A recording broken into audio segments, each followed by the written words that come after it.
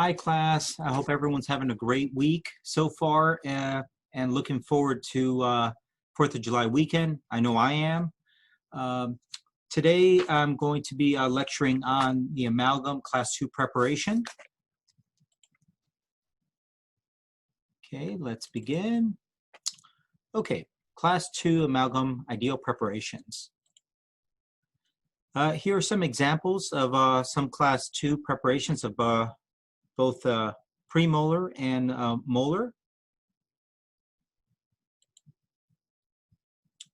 For the outline form here, you pretty much want to always follow the primary grooves here using a 330 burr.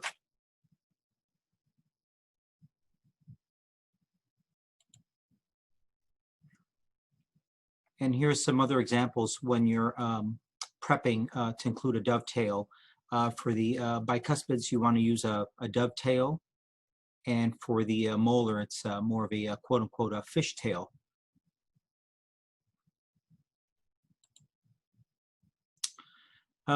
Here, regarding the isthmus, this is kind of like the width between the buccal cable surface and the lingual cable surface. You want that to be you don't want it to be too wide, millimeter and a half. If you start widening this too much, you start weakening the tooth, and that's not something ideal that you want. That'll add additional occlusal forces and can lead to future cuspal fractures. You're just basically describing about the flow using that 245 and creating that nice 90-degree angle here towards the interproximal.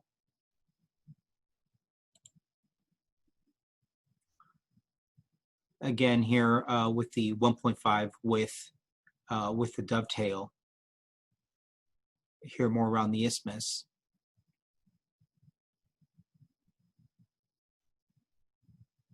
And the same thing for the molar, about a 3 millimeter width.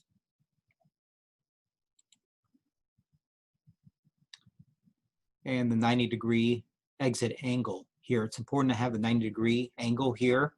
And also having a space between the prep here and approximately to the adjacent tooth, no more than about 0.2 to 0.3. You don't want it much wider than that. And this will make more sense in the video. I'll be including a class 2 prep video. It'll make much more sense when you see that. Here about the resistance form, you want it to the axial walls to be leaning more towards the center of the tooth, and you also want to have the a convergence to both the buccal and lingual walls. Here's another example of the divergent wall you want in a dovetail in the premolar.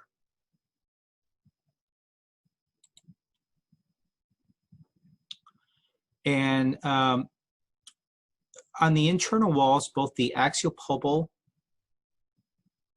here and in the box down below, you want that to be beveled. You don't want any sharp angles there.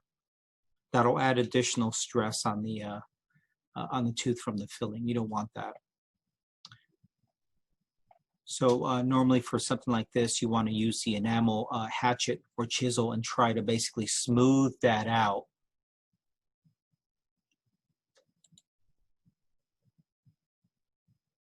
More again on the resistance form. You want that depth to be about 1.2 to 1.4, the width here, axial depth on the gingival floor.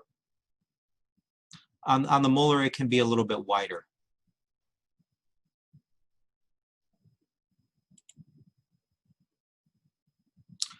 As I mentioned before, with the pulpal depth, you want that to be about 1.5 minimum. Here, that's from the occlusal table down to the pulpal floor. You don't want it to be too shallow. It's to help the amalgam restoration. You want that to be as thick as possible. That way you don't risk having that amalgam fracture. And you also want it to be converging towards the box.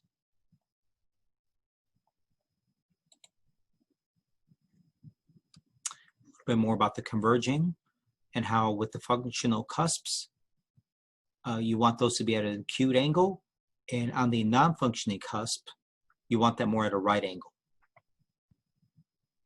This helps with retaining the restoration.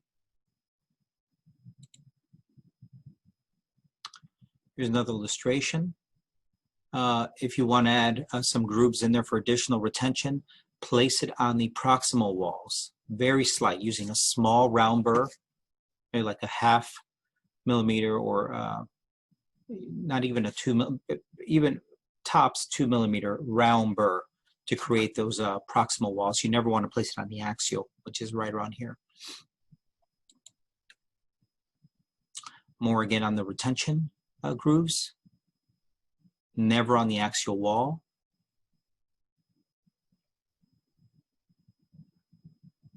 And then using that enamel hatchet to basically round off this corner here as well as this one here.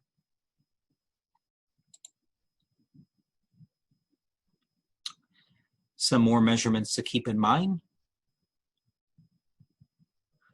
And a good way to check this is with a RGS-1 probe. As long as you can get that through here, you're fine. You want to have enough clearance in here.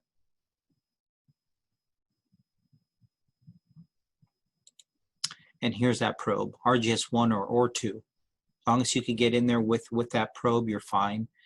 If you don't have enough clearance, you may have trouble getting that Toffelmeyer band in here and the wedge.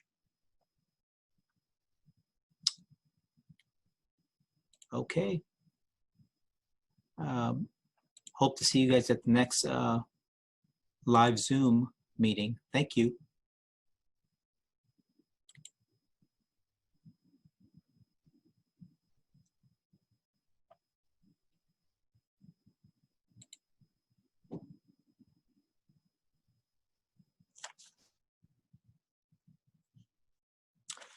Hi, class. I hope everyone's having a great week so far and looking forward to 4th of July weekend. I know I am. Today, I'm going to be lecturing on the amalgam class 2 preparation. Okay, let's begin. Okay, class 2 amalgam ideal preparations. Here are some examples of some class 2 preparations of both premolar and molar. For the outline form here, you pretty much want to always follow the primary grooves here using a 330 burr.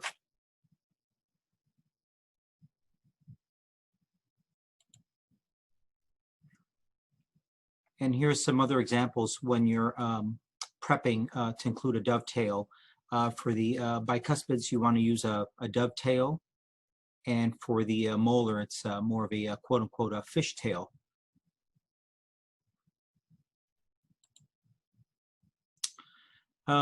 Here, regarding the isthmus, this is kind of like the width between the buccal cable surface and the lingual cable surface. You want that to be you don't want it to be too wide, millimeter and a half.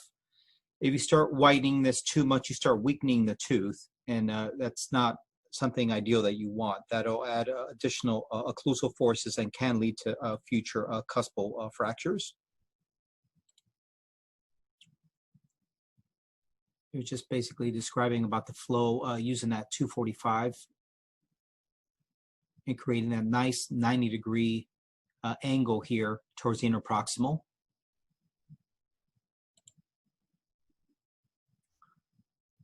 Again here with the 1.5 with the dovetail. Here more around the isthmus.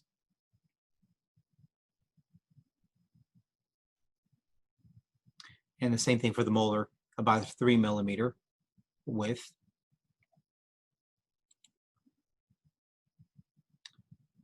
And the 90-degree exit angle here. It's important to have the 90-degree angle here, and also having a space between the prep here and approximately to the adjacent tooth, no more than about 0.2 to 0.3.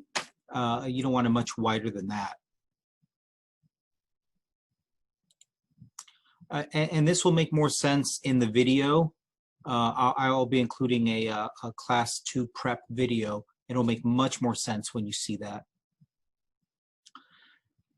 Here about the resistance form, you want it to, the axial walls to be leaning more towards the center of the tooth, and you also want to have the a convergence to both the buccal and lingual walls. Here's another example of the divergent wall you want in a dovetail in the premolar.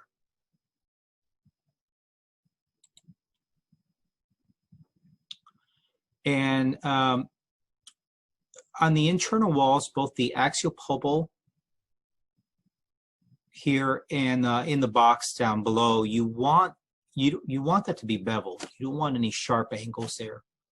That'll add additional stress on the tooth from the filling. You don't want that. So normally for something like this, you want to use the enamel hatchet or chisel and try to basically smooth that out.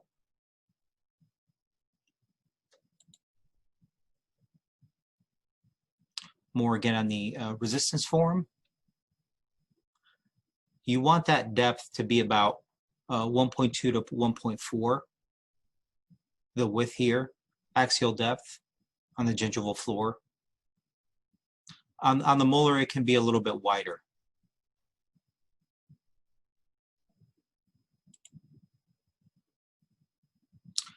As I mentioned before, with the pulpal depth, you want that to be about 1.5 minimum. Here, that's from the occlusal table down to the pulpal floor.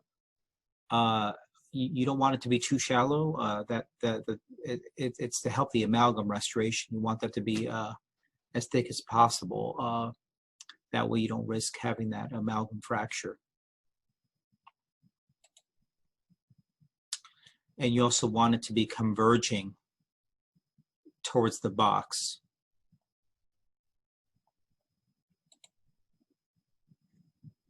A little bit more about the converging and how with the functional cusps, you want those to be at an acute angle, and on the non-functioning cusp, you want that more at a right angle.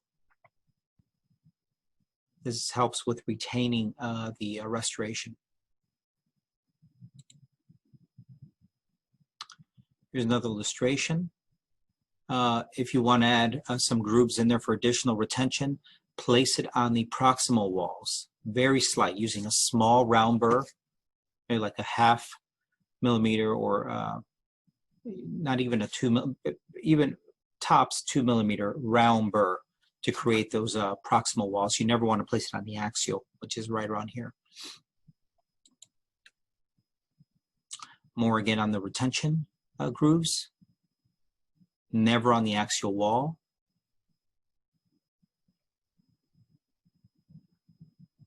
And then using that enamel hatchet to basically round off this corner here as well as this one here.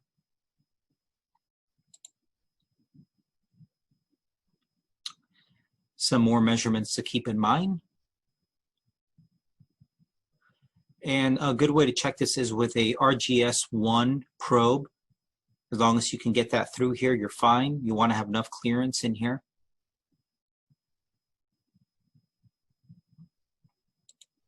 And here's that probe, RGS-1 or 2. As long as you can get in there with that probe, you're fine. If you don't have enough clearance, you may have trouble getting that Toffelmeyer band in here and the wedge. Okay. Hope to see you guys at the next live Zoom meeting. Thank you.